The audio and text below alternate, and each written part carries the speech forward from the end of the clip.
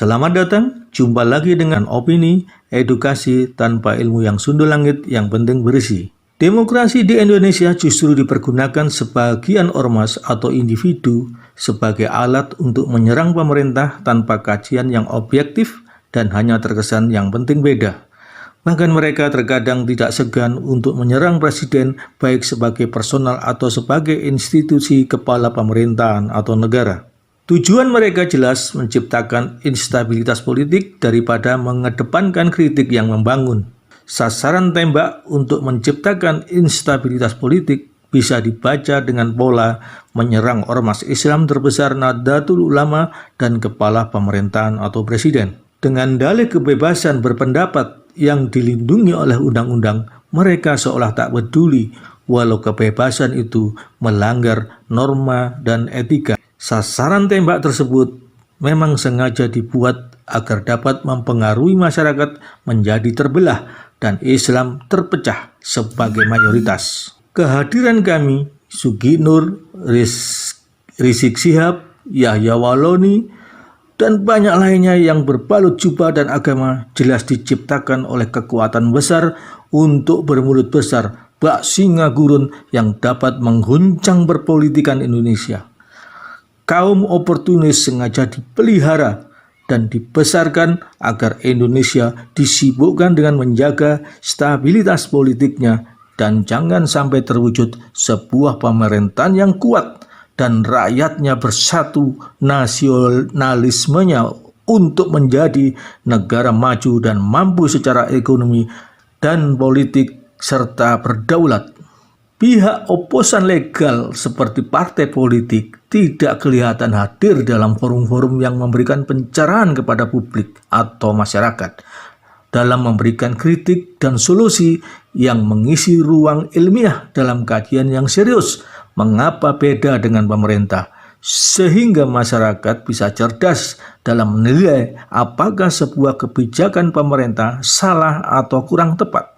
Sudah tersedia saluran untuk menginisiasi produk kebijakan pemerintah apabila menyalahi undang-undang lewat jalur Mahkamah Konstitusi.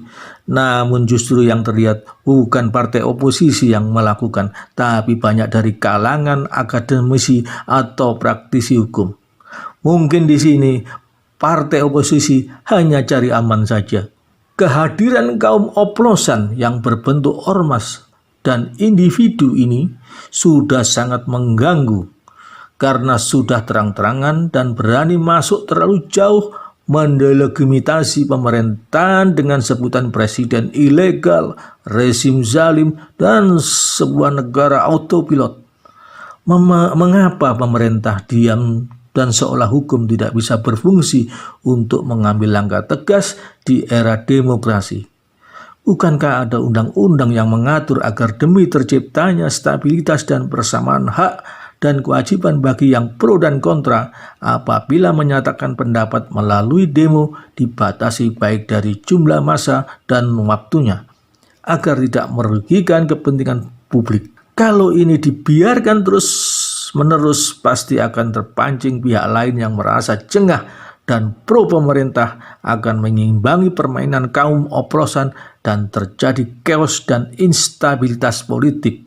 Fenomena Nikita Mirzani adalah seorang seleb kontroversial, telah berani mengeluarkan pendapatnya dalam mengkritisi kaum oplosan yang gaduh dan tentunya akan menimbulkan semangat golongan lain atau ormas lain yang akan membantunya yang selama ini diam saja.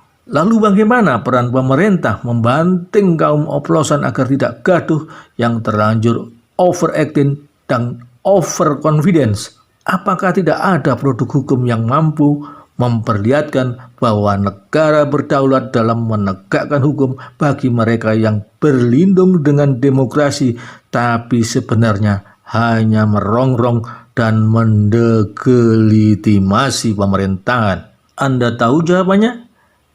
Isi di komentar bro. Wassalamualaikum warahmatullahi wabarakatuh.